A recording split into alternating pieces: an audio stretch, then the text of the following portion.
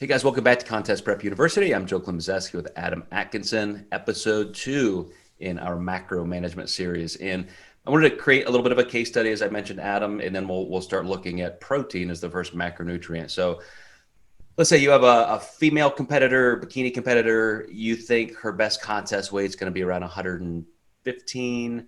She's coming to you, let's say 130. So let's just assume, with the kind of algorithms and formulas we talked about last time, that we would say, okay, her calorie needs could be somewhere between 1150 calories, 1300 calories, but we know she's going to be training hard and so forth, and she's got more lean body mass activity. So her metabolic rate, she's probably up in the 16, 17, 1800 calories. That may be where she was maintaining. So we're gonna then say, the calorie deficit that we want, assuming, as you mentioned last time, Adam, that we may not want to start super low, give her a little bit of a transition.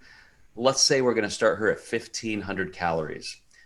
So 130, 135 pounds, trying to get down to 115-ish, starting out at 1,500 calories. Where would you put her protein? Yeah, so depending on her body type, if she was lean enough last season, let's say she's maybe a little bit of an ectomorph, I might actually put her right at 130. Give her about 15 gram of protein buffer. If she has a slower metabolism, I might put her right at 115, try to spare the rest for carbohydrates, and then fill in the rest of those calories with fat. But it really does depend on the body type of that person. This is where this person's just coming to us. We look at previous photos. I also like to hear a little bit about previous preps as well. Was this person grinding and, maybe eating 800, 900 calories a day for weeks? Have they even recovered from that prep? So these are questions that I just like to ask before even taking a client like this on, because we're already digging pretty deep with our first move, to be honest. Mm-hmm. And you going for somewhere right around body weight with your protein. I've reverse engineered that in all kinds of scenarios to see, because that's just kind of an old, magazine article kind of way of doing it, like 1 gram per pound of body weight, or 2 grams, or 1.5. Those really never had that much of a basis in research. But when you look at the RDA, so if I started and said, okay, at 130 or so pounds, let's put that into kilograms, then 0.8 kilogram or 0.8 grams of protein per kilogram body weight, we would see that the RDA for her is somewhere in the 40s, for protein, maybe 50 grams, 2 times the RDA, which is where most science organizations agree is the better place, for actually thriving, not just maintaining life, but actually, a good level. So now we're at about 100 grams. You could go all the way up to 3 times the RDA, which gets us pretty close to where you are, actually probably almost identical.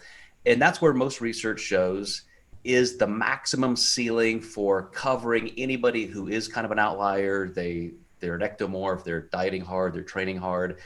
And so two times the RDA is kind of that basement level where you're getting enough, but you could, some people could do better at 3 times.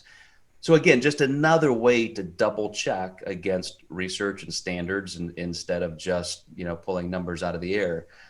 But I agree with the scenario that we talked about, and the all the variables, that's a really good level that is moderate to high, and I think that would be perfectly appropriate. You don't see a lot of people going under 100 grams, but it does happen with us, and that's something good to probably talk about. And do you feel, when we do that with clients, you feel like you're doing something that's culturally wrong in comparison to what everyone else is doing? But from a research standpoint, it definitely holds merit. But I always sometimes feel like when I take someone under 100 grams, no matter their height or body weight, you're going to get that email back like, I'm leaving the team because I've never seen another diet go under 100 grams of protein. Well, I have a client right now who, in her off season, she's not even 100 pounds. And so at her best body weight, she's around 85. And I too am like, okay, here's how much food you need. and she started gaining weight, and I had to back up and say, well, wait a second, she's only 90 pounds. Of course she doesn't need this many calories or this much protein. So yeah, I mean, we definitely have to avoid some of those just cultural bro myth kind of things, and say, hey, we can experiment. We can take you a little higher, see how you feel. If you have access to body comp scans, in body DEXA, anything, let's see if we can get any short-term movement here. But that would be exactly how we would implement at least a good protein recommendation. And in the next two episodes, we're going to go through carbs and fat. So we will see you next time in Contest Prep University.